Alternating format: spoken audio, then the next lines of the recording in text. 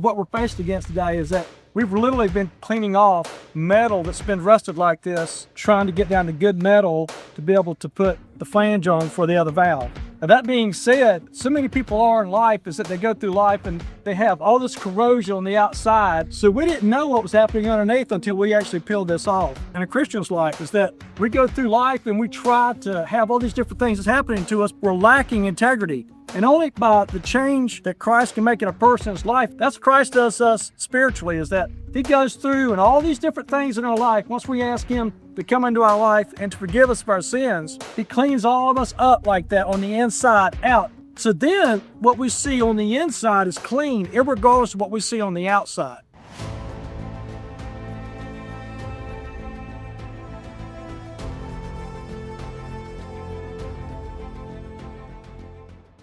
Okay, so we're here today at Greensboro Coliseum, and we're replacing these two cooling towers. In order to do what we got to do, we had to clean this pipe off and cut in a flange. We're going to put in a new butterfly valve because these are, of course, are way too poor condition. But when we started this venture this morning, we realized that when we got the insulation off, the pipe was very corroded. So kind of giving a parallel of what we're faced against today is that we've literally been cleaning off metal that's been rusted like this for about 1.5 to 2 hours before we could even start the process of trying to get down to good metal to be able to put the flange on for the other valve.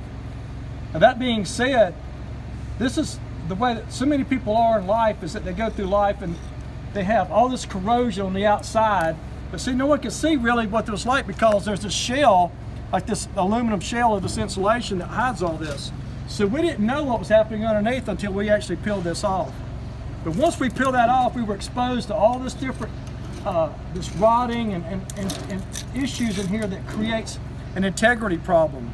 In order for us to be able to weld this flange on, we have to have good metal to weld back to other metal, which in order to have a good weld that has integrity to it, that's what we have to do for this to be a good job to meet the specifications that's needed for it.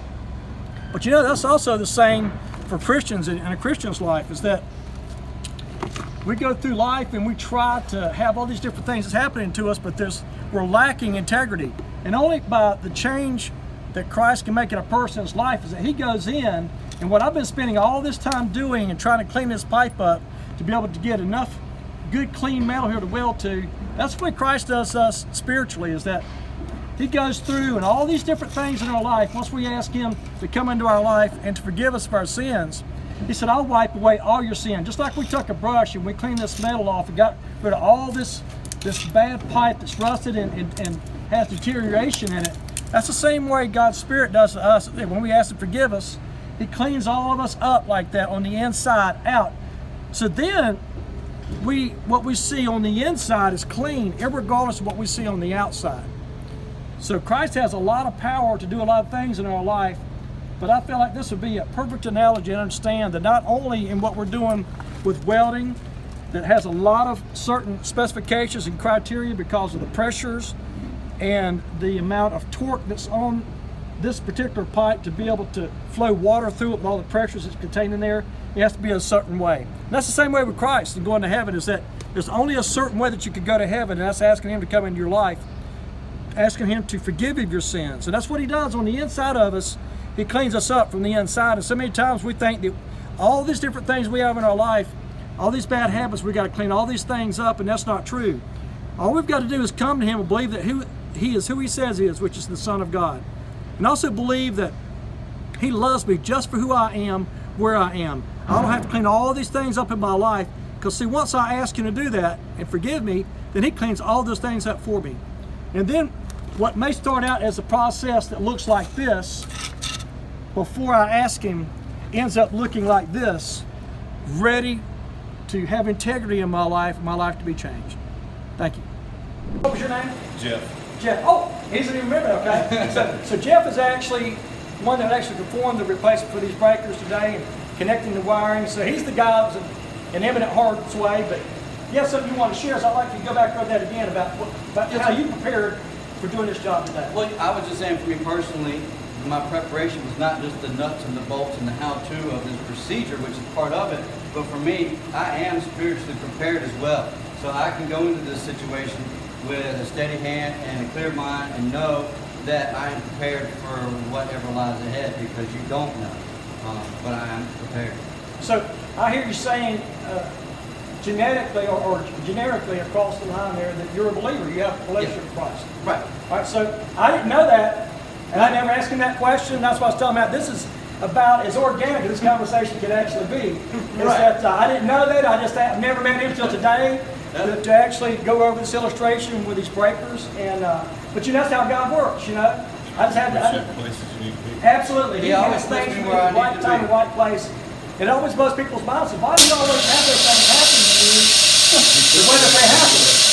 Well, I know that there are hundreds of thousands of electricians across America that will never seek out or even know how to begin this conversation. Right. So God impressed upon me to be able to have this conversation with men in the real place, in the real world, where we are. And I said, if I'm going to be here working side by side with these guys, then, for me, it's not about making money, it's about having relationships.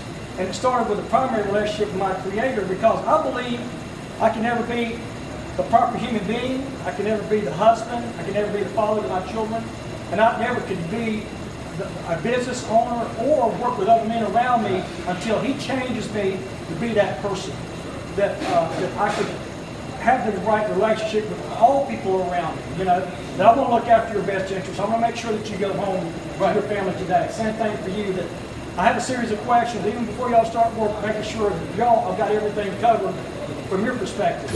And that's what we do. As believers, that relationship with Christ, that we know that our vertical relationship with Him impacts our horizontal relationship with other people. And it makes us better all the way around, professionals at who we are. And I believe that those standards as being a believer are incredible, because when someone gets through, I like that guy's work, I like him, he's not ever getting mad, cussing, throwing stuff across the room, he's very professional at what he does, and they go, why is that guy like that? Well, it gives you an opportunity to explain to people, I'm like that because my Savior made me that way. And I follow His lead, I follow His example.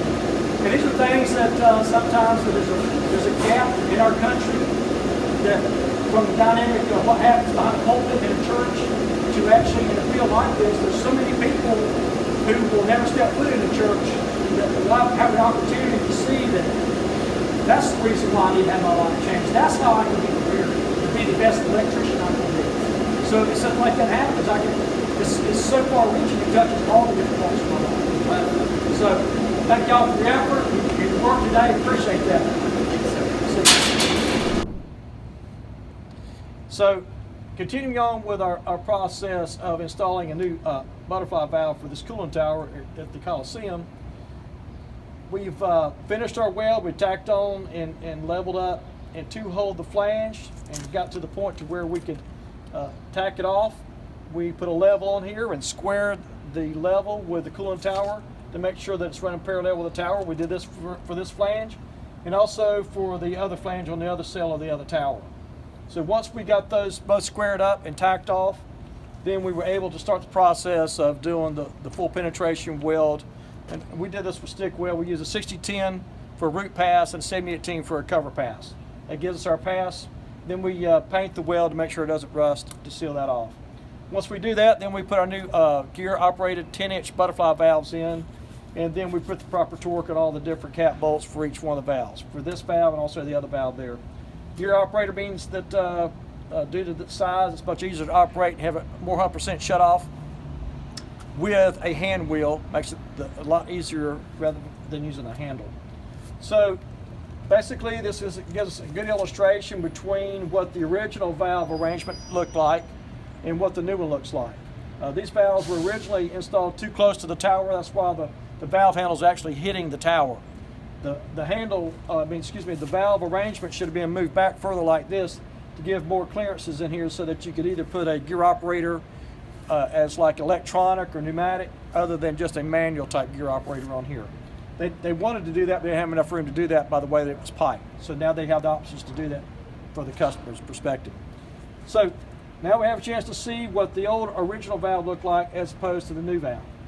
And this brings us to a really good point, that in Corinthians, it talks about that in a person's spiritual journey, that on the inside that we're spiritually dead.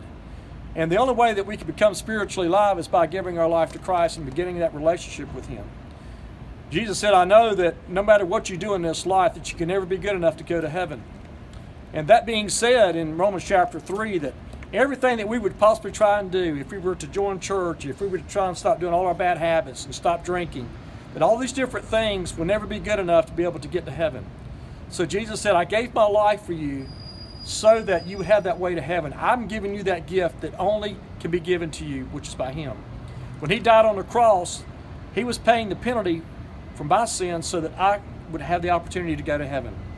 Anyone, no matter who they may be, it's not about a religion. If you are a Buddhist or Baptist or Catholic or Presbyterian, it's irrelevant.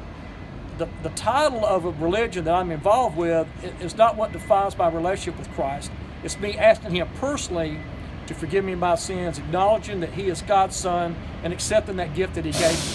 Now, once I do that, and I say, Lord, I realize that I'm a sinner, and I need for you to forgive me my sins, and I accept your love and that gift into my life. And once He does that, this is what it looks like for me on the inside in my nature.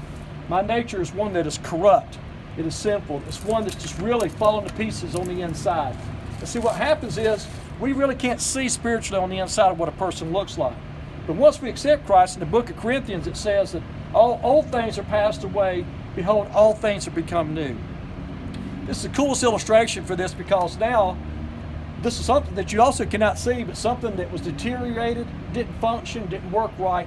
Christ is the only one that can ever come in and do those actions for us spiritually on the inside, just like the illustration is for this valve. Now, here's something that's really important to consider. Now, this was the pipe that we cut out that went in between here and that pipe for us to install our new valve. You see that now there's a big gap here, there's a hole. And what happens is, just like this pipe is deteriorated, that's the same thing for us as believers, is that once we accept Christ into our life, all the old things that we had in our life are to become new. We're supposed to stop doing them if they aren't consistent and agreeable to what Christ would want us to do, that's written in this Bible. He says, for those who love me will keep my standards, keep my commandments, and follow my ways.